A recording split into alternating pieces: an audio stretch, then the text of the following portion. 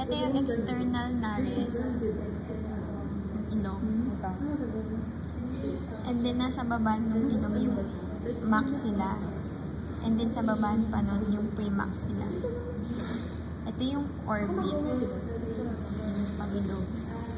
Then, nasa likod ng orbit yung jugal. And then, post-orbit. And then, sa side pa yung quadratojugal. Tapos, dito sa medyo likod, may lubog dito. Ito yung, dun sa palubog na yun, meron parang, matawag doon, sides. Yun yung temporal emarginations. And then, ito yung supra-occipital, nasa likod. And then, dito, may lubog dito. Ito yung stapes. And then, squamosal yung nasa likod ng stapes. And nasa baba ng squamosal ang quadrate. And then, dito sa part na to, lower jaw, dentary, kahit wala sa ngipin, at coronoid, itong paumbok na to. Ventral view. Ito yung incisive foramen. Saan?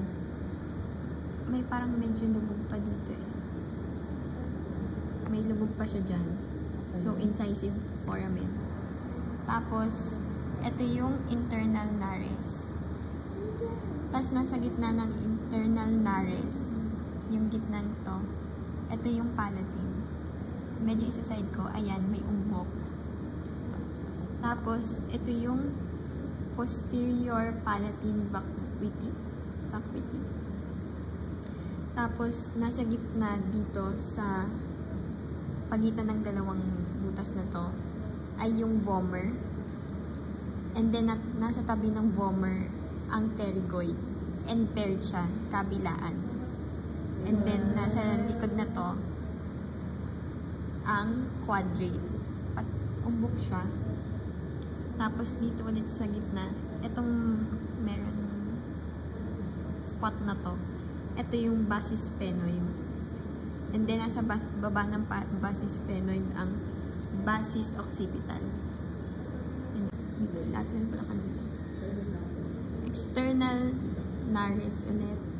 And then, prefrontal. And then, yan yung frontal.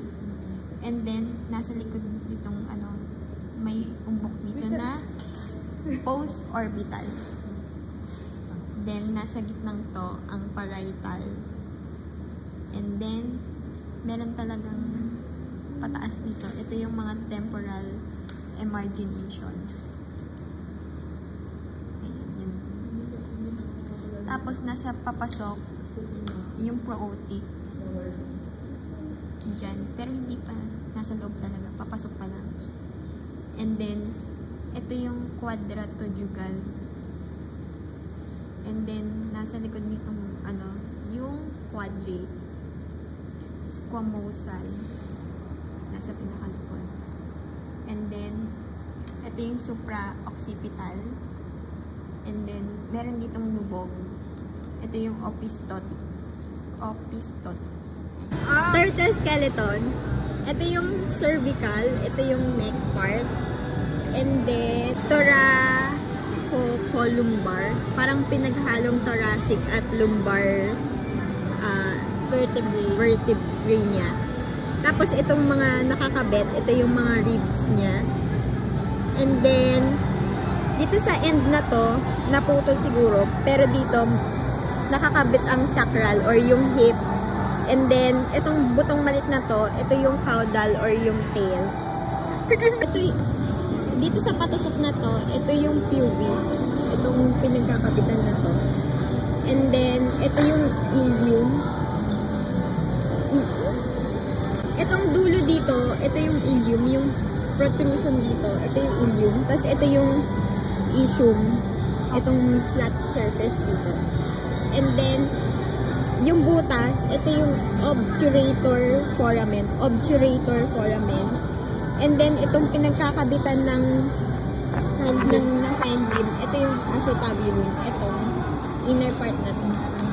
And itong gitnang to, ito yung epipubic cartilage or yung pagitan or yung nasa taas ng pubis na cartilage lang, yung gitnang to.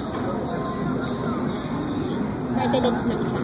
Yung pre-pubic process or yung protrusion before the pubis. Yung limb naman, ito yung kumakabit sa acetabulum, ito na yung head. And then, ito na yung femur. Ayan. Ito yung tibia, yung mas makapal. And then, fibula. Buto dito, yan yung mga tarsals. And then, yung mahahaba yung metatarsals. And then, yung pinakadulo, ito yung mga phalanges. Pectoral girdle. Itong nasa pinakababa na to, ito yung ito yung buong coracoid. Pero itong part na to, ito yung pre-coracoid or before the coracoid. And then, itong pangalawa ditong gitna, acromion, yung buong ito. Tapos ito yung, dito sa part na to, ito yung pre-scapular process. Pero walang protrusion. Parang siguro may protrusion, ayan, dito sa part na to. And then, ito yung scapula mismo. Itong pinaka-head. Oo. Itong ano to, ito lang yung pectoral girdle. Tapos, ito na yung head ng humerus. So, dito, sa pinagkakabitan na to, nandito dapat yung glenoid fossa, yung nasa loob niya. Head ng humerus, and then, ito na yung mismo yung humerus. Ito yung radius, tapos ito yung ulna. Tama ba? And then, mga fused bones, yung carpals, then metacarpals, and then phalanges.